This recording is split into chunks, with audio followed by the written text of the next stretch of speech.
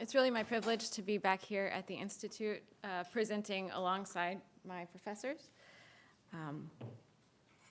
and especially alongside Dr. Crawford, who first introduced me to Maurice Blondel in our doctoral seminar. We know well now that a central concern for John Paul II is human action. But no less transparent to this theme is the entire work of Maurice Blondel, the French Catholic philosopher who died in 1949, but whose work influenced theologians such as Henri de Lubac, rippled through the Second Vatican Council, and, some have argued, inspired much of Fides et Ratio. The purpose of my talk today is to highlight themes in which we find Blondel and Wojtyła in agreement, so that by reading their work together, we can better understand the human person as intelligent and free, embodied, and responsible. A responsible agent who, to quote John Paul II on Blondel, in acting, unveils the powers of his being and of his interior life as a profound bond with his creator. Many of us here are likely familiar with Blondel's 1893 dissertation, L'Action, or Action, essay on a critique of life and a science of practice. In my talk today, I'm drawing primarily on the revised 1937 version of that text, entitled,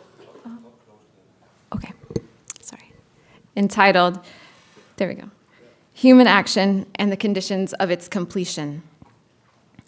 This later text offers a more integral treatment of the metaphysical scope of action, and it also appears in the bibliography of Person and Act, so it's especially suited to a comparison of the two philosophers. Now, one overarching point of contact between them is their decision to think from the perspective of action, drawing on evidence from our lived experience of the fact man acts. And within this common perspective, I'd like to address three areas of overlap, all in terms of the person's transcendence and integration in act.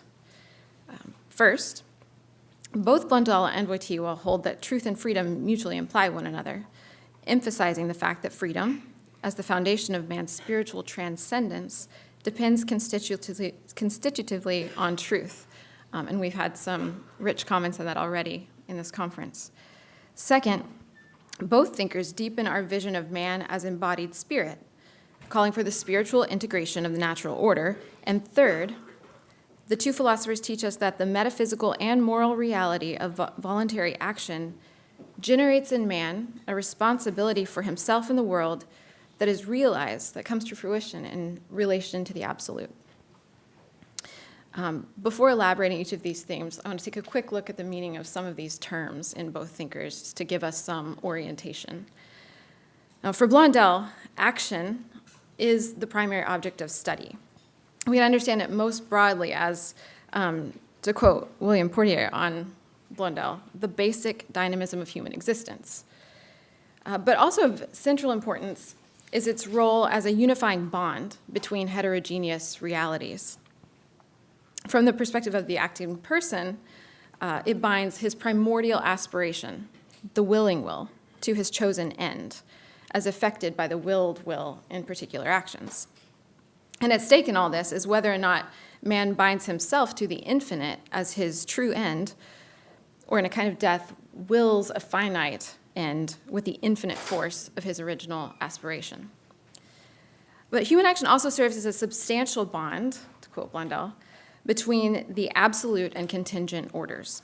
So in any given action, we act for a finite end, but we do so only in light of absolute truths that transcend the order of becoming. And then for Wojtyła, in Person and Act, as we know, the primary object of study is not action per se, but the person as revealed through action. Dr. Schindler gave us a wonderful account of the meaning of action for him. So I'll move ahead now to transcendence and integration in Person and Act.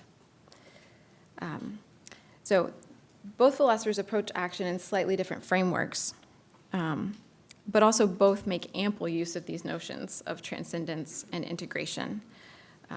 We know just from the structure of Person and Act, Part 2 is titled The Transcendence of the Person in the Act, and Part 3, The Integration of the Person in the Act. So what is this transcendence?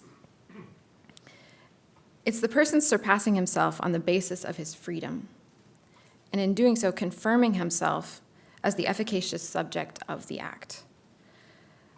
Wojtyła designates this transcendence of the I with respect to itself as vertical, as we heard yesterday, in contrast to the horizontal transcendence that we experience in moving out of ourselves towards the intentional objects of cognition and volition.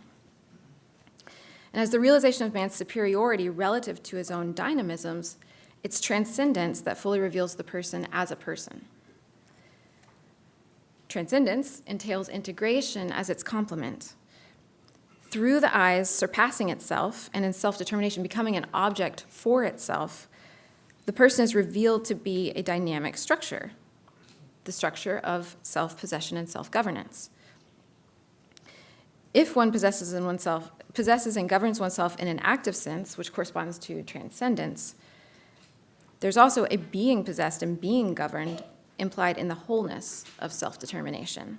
And this wholeness he calls integration, which extends also to the assimilation of all the natural happenings in the unity of personal action. Whereas Wojtyła understands transcendence and integration mainly with reference to the human person and his acts, Blondel uses this term in a broader framework of action as it propagates in waves from the human person towards God, who is the transcendent, immanent origin and end of all action. For Blondel, absolute transcendence, with a capital T, is the living God, the triple unity, to quote him, of pure acting, of being in itself and through itself, of perfect thought. But while this divine essence lies beyond finite reach, God dwells within man's spiritual powers as the intimate motor of his action and the source of his personal transcendence of the finite universe. For this reason, man can't limit himself to the immanent order, but finds himself called, under the criterion of fidelity to his spiritual nature, to welcome the divine transcendent in action. So now that we've seen a little bit of the basic meaning of these terms, I'd like to consider the three thematic points of contact within their respective philosophies of action.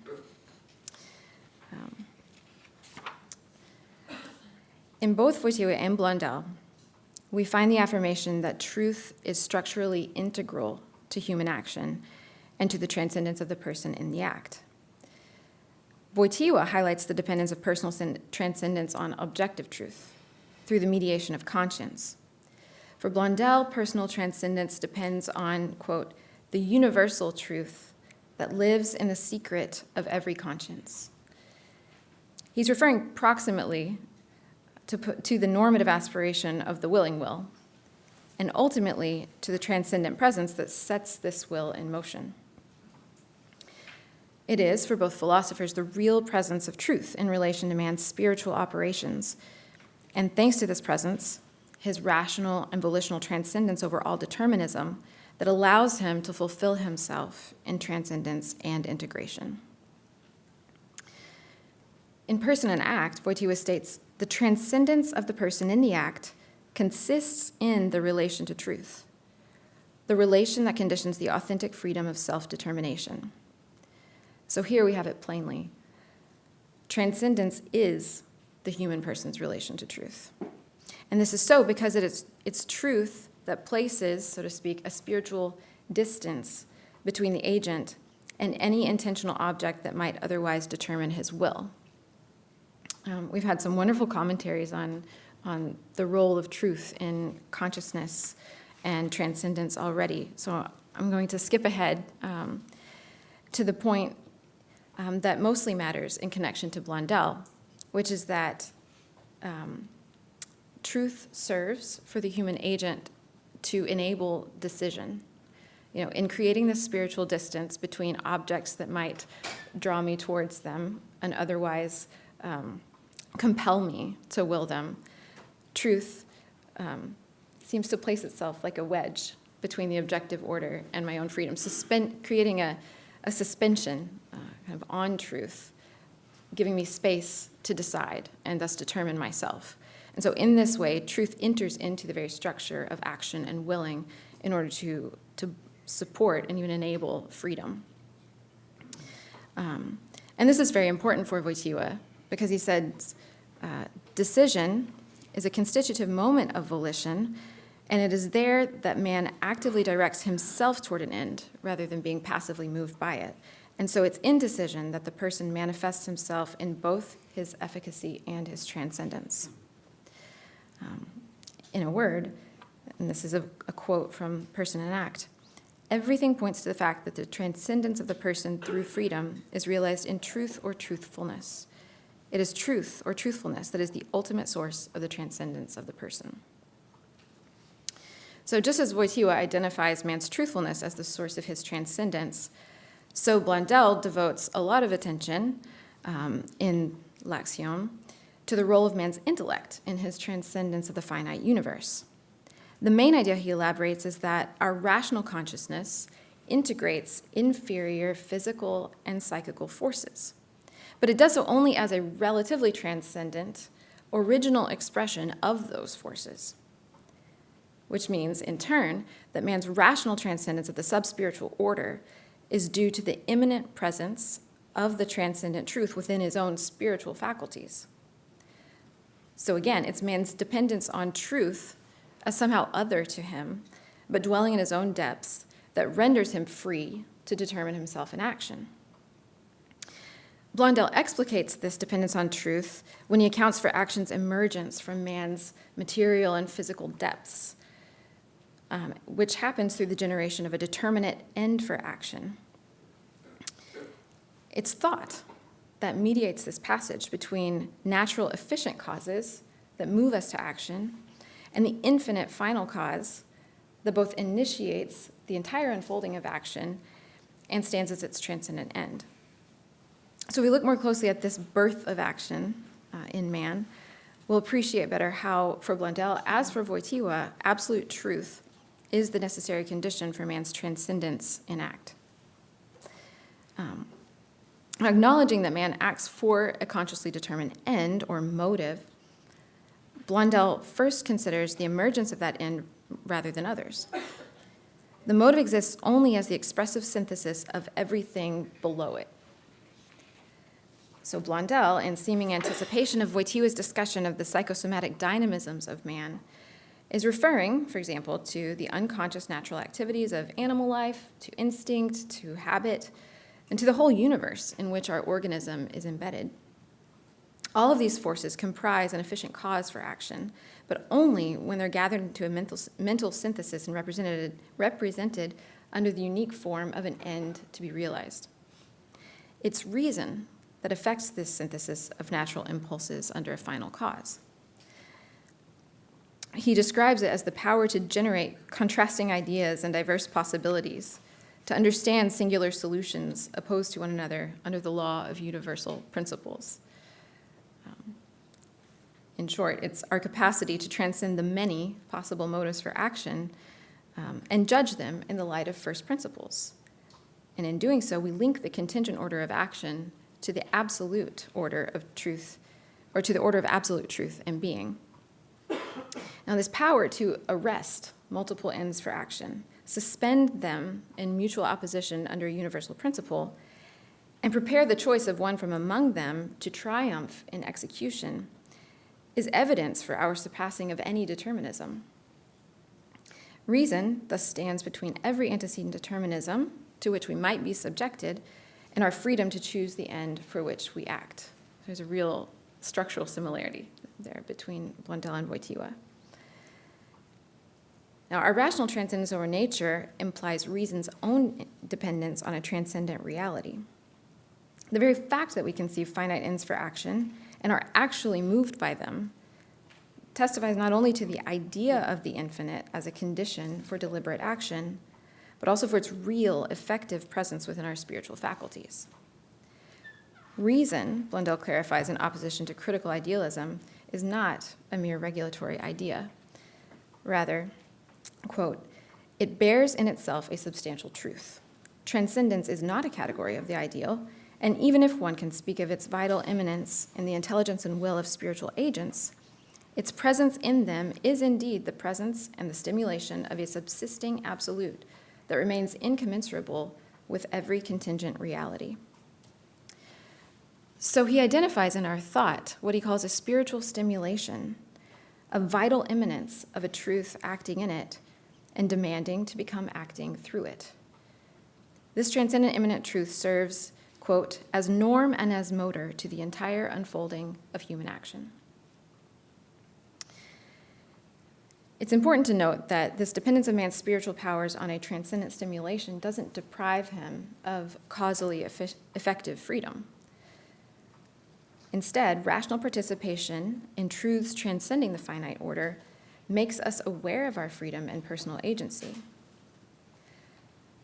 When reason synthesizes efficient causes under a transcendent finality, it brings something new into deliberate action relative to its material, organic, psychical supports. And this original element is, from the perspective of the agent, an unknown to conquer. So Blondel says, we act not for what already is, but only for what is not yet. His rational transcendence thus gives rise to man's idea of his own capacity for voluntary initiative.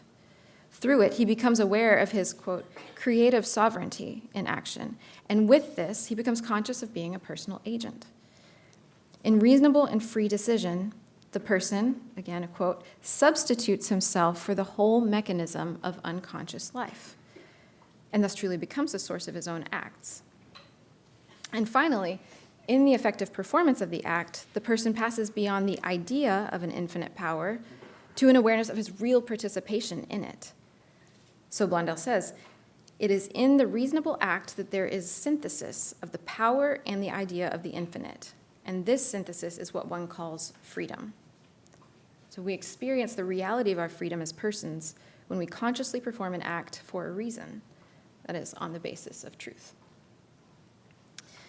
Both Blondel and Wojtyła then hold that truth, while being in some way other than the acting subject, plays a constitutive role in his interior life and freely willed action. For Wojtyła, this truth is the objective truth about the good, which man makes his own through truthfulness and the discernment of conscience, and of course the effective act. For Blondel, it is the transcendence that moves him from within and serves as the principle of his rational and free transcendence of the universe. In both cases, it's truth that grants man the capacity to judge finite ends for action on the basis of his innate directedness towards a transcendent end.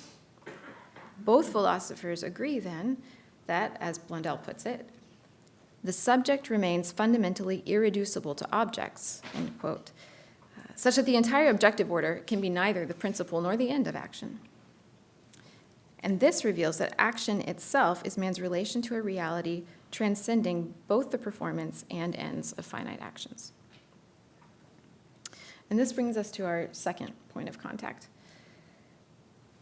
For both Blondel and Wojtyła, the act of the person reveals him to be an embodied spirit and effects his unification on the basis of this spiritual corporeal complexity. Transcendence in act reveals the spirituality of the human person. For Wojtyła, spirituality means all the manifestations comprising the form of transcendence, like freedom, duty, responsibility, and subordination to truth. In another sense, it means that spiritual element in man that is the real source of these manifestations. For Blondel, also, the spiritual element in man takes priority as the unifying source of his entire dynamism. Action is itself a spiritual reality that unveils and develops the, quote, initial energy that constitutes the spiritual being, natura volentis. To affirm the primacy of spirit does not demand the elimination of the sub-spiritual elements of human nature, but on the contrary, both philosophers show that spiritual transcendence calls for and makes possible the integration of the bodily and psychical orders, and with them the entire cosmic order to which they belong. And in this way, Blondel and Wojtyła embrace the fact that man is an embodied spirit. Wojtyła notes that the unity determined by spirit is the personal and also ontic unity of man who is a body. Blondel also holds that the spiritual sovereignty we experience in voluntary action remains rooted in and is realized through the material and bodily orders. That said, the otherness of the body and all of the passions that happen in man pose a challenge to properly personal efficacy. And for Wojtyła, this is the tension between subjectivity and efficacy that reveals the need for integration. For Blondel, it's the apparent opposition between human autonomy and the many heteronomies that seem to resist the will in voluntary action. On the basis of this experience of complexity in action, both philosophers call for the discerning assimilation through action of what we might call extrapersonal realities into the personal order. Now, Wojtyła defines integration as the realization and manifestation of wholeness and unity on the substratum of a certain complexity. We've mentioned the complexity intrinsic to transcendence. The self-determination of the transcendent I entails the being determined of the subjective I. And in its wholeness, this self-determination encompasses also the subjectivity that man experiences through all his psychosomatic happenings. Relative to them, the act is a superior dynamic unity.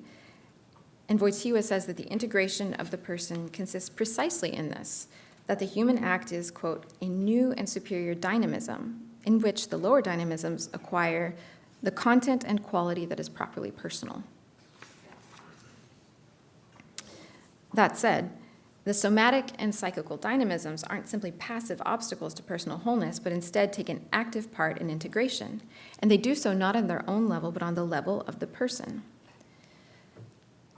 For all that they do contribute, such as the lived experience of the body and of values, they cannot of themselves rise from spontaneity to personal efficacy. So lest man remain in the orbit of happenings and allow his will to be determined by emotion and sensation alone, what Wojtyła calls a transcendent factor must enter the spontaneous experience of lived value, and this transcendent relation to truth is what, in the traditional understanding, was called reason. Like Blondel, then, Wojtyła emphasizes the importance of rationality for the person's integration and transcendence in act, considering it not merely as capacity for mental cognition, but also as each one's ability to direct himself in decision and choice by the very truth about the good. The integration of sensations and values into the unity of the act is then accomplished only as integration on the basis of truthfulness, or through reflection and intellectual judgment. This integration of truthfulness is not accomplished in the ideal sphere alone, but as came up before, it's through virtuous action, which increasingly allows intellect to guide the will so that it chooses what is truly good. Through the virtues, subjectivity is subordinated to efficacy, so that emotive energy fortifies the energy of the will itself. And this is exactly what Blondel describes in terms of the bond of action. For Blondel, the integration in action of everything that is apparently other with respect to our willing is a function of our desire for the infinite, or in other words, our desire for being without any limit. Acknowledging his own version of the Thomistic real distinction between essence and esse, Blondel reminds us that though we're already beings, none of us is his being. And so we strive to possess being absolutely, first by assimilating to ourselves the nature that is both within us and outside of us. And for this reason, the action of the body and of all our surroundings has to be integrated into action at the personal level. Such action is for Blondel a conquest that mediates between the spiritual and corporeal orders, and in doing so forms the agent as a person. When we choose an end, action's not done then. The resolution seems to bring all the other potential motives that we had decided against back into play as temptations. So we have to conquer the passions in an action that takes them up and integrates them under the chosen end. When we do that, they're not simply eliminated, but they make what he calls a synergy, which constructs the person. And it's this edification of the person that Blondel identifies as the normal function of action, which works, quote, to convert and construct diffuse forces into a personal edifice. And it's in this same function, action serves as a substantial bond between soul and body, and so is a means of self-possession. He says that it is the cement from which we are fashioned in its mediation between the corporeal and spiritual orders. And it is, moreover, in and through spirit's expansion into the material order, and through its ensuing domination and use of bodily and psychical energies, that action becomes, quote, a systematic concentration of the life diffused in us. It is a taking possession of self. By subjecting itself to the order of becoming and all the heteronomy of forces opposing the ideal intention, the will that mortifies itself before lesser ends in fidelity to its spiritual transcendence brings back a rich harvest for the person, who thus appropriates universal life in his unique act. So we find here a significant overlap between the two philosophers, because both discover in the act the manifestation of a prior unity and the realization of a superior unity achieved only in act.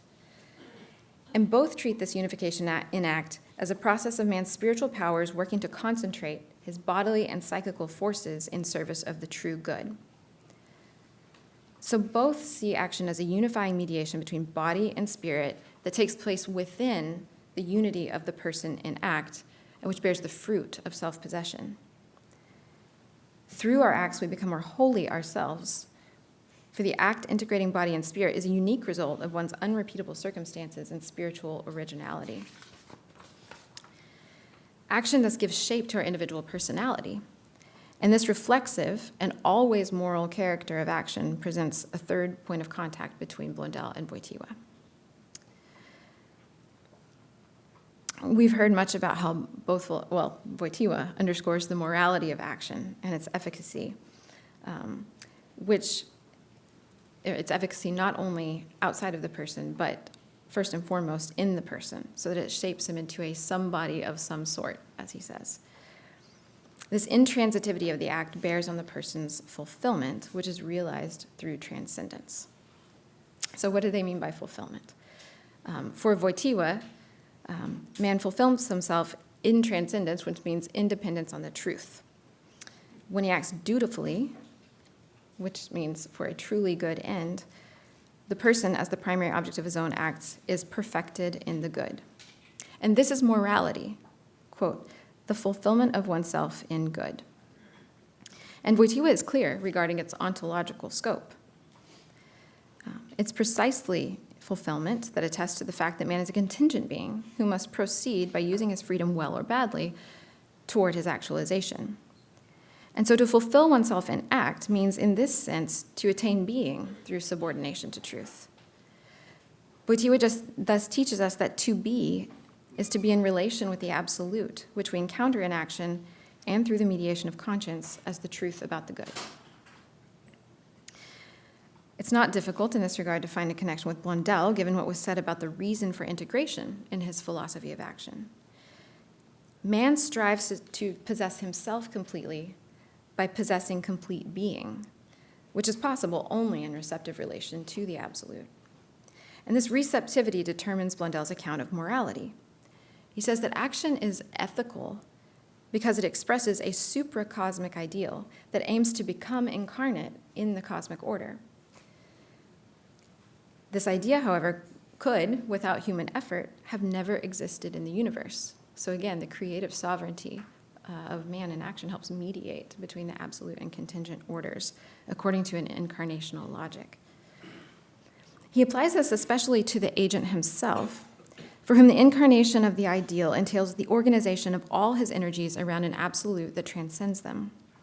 And in this way, one's personality is ordered, and one's being further actualized through the yes that ultimately allows the transcendent other to supplant every end that is already realized or susceptible to mastery.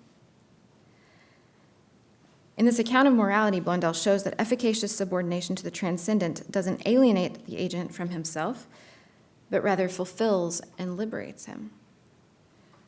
It's certainly the case that this transcendent character of action confronts the person with a duty, but, quote, in the sense of an obligation conformed to the norm of his willing will and of his essential end. The transcendence that is immanent to the willing will ultimately demands of man a submission to what surpasses him, but such that this coincides with man's self-possession. In this regard, I was really grateful for your reflection on gift, Dr. Schindler. To be and to be oneself is thus to live in an acknowledged and accepted relation to the truth. And so as Blondel writes, quote, "Fidelity to the intimate norm of the sincere will frees." So in conclusion, both philosophers in their own way show us that action is the person's free acceptance of his relation to an other. The person achieves his characteristic transcendence only on the basis of his relation to truth, and ultimately to the God who is truth. But because man is an embodied spirit, the transcendence to which he's called as a spiritual being is realized only when he also integrates the otherness of his own body, and through it, the entire finite order. By subordinating his whole self to truth in the act, man draws the lower orders of reality into his own spiritual destiny. And he himself isn't diminished, but realizes his irreducibility to the objective order. And having appropriated it in the gift of himself, he's filled out in the form of the good. In their complementary accounts of human action, Blondel and Wojtyła thus give us a probing account of the teaching Wojtyła held so dear: the truth will set you free. Thank you.